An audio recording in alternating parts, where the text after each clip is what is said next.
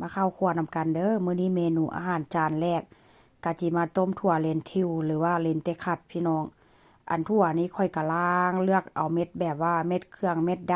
ำเอาหุงเอาหินออกแต่ว่าที่จริงมันก็บ่มีดอกว่าเพราะว่าเขาเจ้าคัดแยกออกแล้วก่อนที่แบบว่าเขาเจ้าจะบรรจุใส่ถุงขายว่าเช่นซะส่วนผสมมื้อนี้ก็บ่มีหยังหลายเด้อพี่น้องส่วนผสมมื้อนี้ก็ได้มีอันกุนเชียงคล้ายๆกับกุนเชียงบ้านเฮาแหละเนาะหรือว่าตัวริโซว่าเช่นซะแล้วก็หัวหอมใหญ่การบล็อกเคอรี่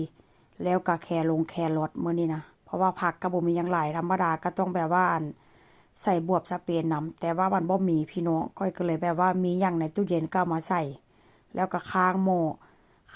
ถ้ามันน้ำร้อนน้ำเดือดพู้นแหละเนาะค่อยจังค่อยสิต้ม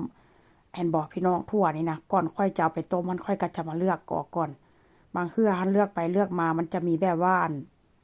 เป็นคล้ายๆเม็ดใหญ่นะแล้วก็เป็นเม็ดแตกที่แบบว่าบ่งามที่จริงมันก็กินได้หั่นล่ะเม็ดบ่งามเม็ดแตกหั่นน่ะแต่ว่าค่อยจะมาคัดเลือกออกบางเทื่อมันก็มีแบบว่าอันอีหยังก็ดอกผักหั่นน่ะแต่ว่าก็ส่วนน้อยที่แบบว่ามันจะมีเด้อเพราะว่าเขาเจ้ามาคัดสรรขายเขาเจ้าก็เอาแบบว่าผ่านโรงงานมาแล้วว่าเช่นซะแต่ว่าบางคนเขาเจ้าก็จะบ่มาเลือกเด้แต่ว่าค่อยนี่เลือกก่อนเพื่อความแน่ใจพี่น้องบางเทื่อมันก็มีดอกหญ้าบ่ค่อยมักปานใดว่าเช่นซะหลังจากต้มน้ำร้อนเดือดแล้วค่อยก็สิเอาอันเลนเตคัดหรือว่าถั่วเลทิวลงไปพี่น้อง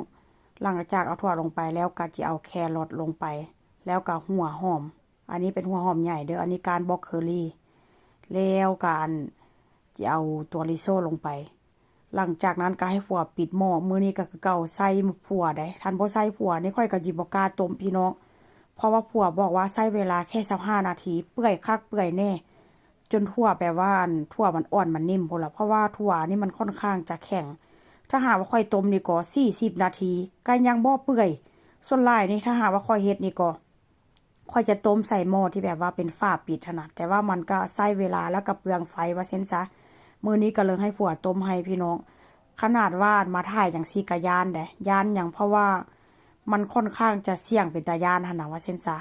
หลังจากต้มไปแล้วก็มาให้ผัวเปิดเบิ่งเห็นบ่หน้าตาสีสันพอดีเลยพี่น้องพอดีเลยแต่ว่าอันลืมบอกเด้อก่อนค่อยจะเอาใส่หั่นค่อยอันก็ใส่เกลือ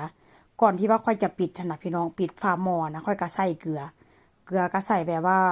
ห้ามใส่หลายเด้อพี่น้องก็ให้กะเอาว่าเช่นซะก็ค่อยเฮ็ดแบบรสชาติจืดๆหลังจากนั้นก็มาเกี่ยวกระเทียมเด้อเกี่ยวกระเทียมนี่ก็จะใส่2หัวแบบนี้เลยพี่น้อง